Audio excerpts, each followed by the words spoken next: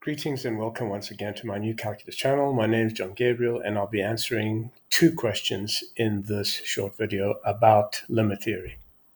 So, the first thing I'd like to point out is that when you begin learning about limits, and this is what you normally see, by the way, something like this. And this is what I'm going to use. This is from Paul's online notes. So you asked me two questions. Two of you asked me the same question. You said, do I need to know if L exists? If L exists, okay. And do I need to know the value of L? Right, two questions. Now, first of all, you don't really need to know if it exists or not because you assume that the limit exists, okay? You can't know before. If this is a limit definition, you need to be able to test it, right? So, and this is what they spend hours and months trying to teach you. It's a load of garbage, as you'll see in a moment. But the answer to this is, the first one is no. And the second one is yes, you do need to know its value. And it is circular because the derivative is used, or the function value is used in its own definition. So the value here is f of L. F of A. Okay. As you see, x approaches A. So the value there is f of A, and L is equal to f of A. It is used in its own definition. And when you get the derivative version, all that happens is this part here is replaced by f of x plus h minus f of x over h. Okay. And that goes in there, and this becomes the derivative. In other words, f prime of x. So that's briefly the answer to your questions. And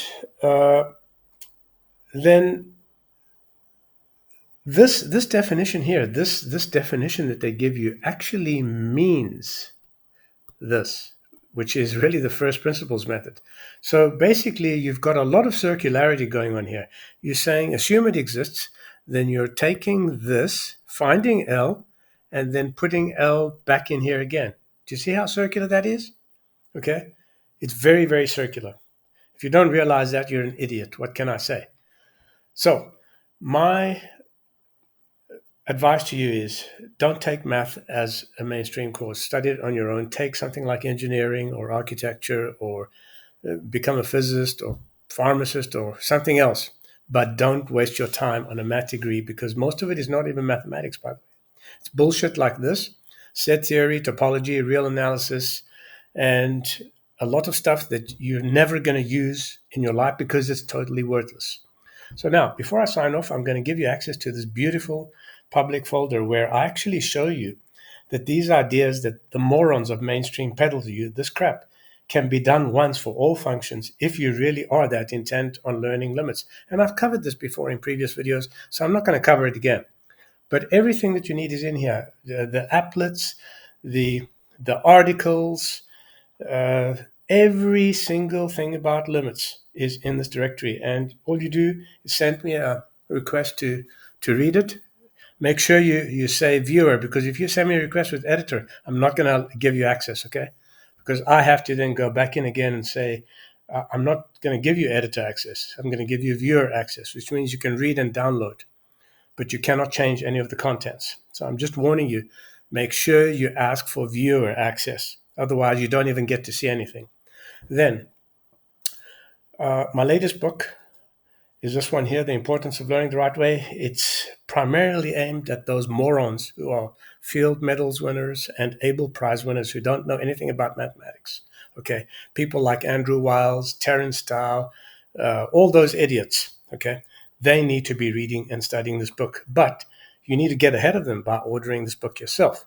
Okay, so then another two articles which I'll also give you the links to is Why Your Calculus Lecturer or Mathematics Teacher is Most Likely a Buffoon. And this just shows you that they don't even understand the very theory that they teach you. Okay, and what they tell you is essentially wrong. Okay, in almost every respect, they get it wrong. There's one thing about mainstream mathematics academics: they're consistent in their wrongness. Okay, so that's the first thing.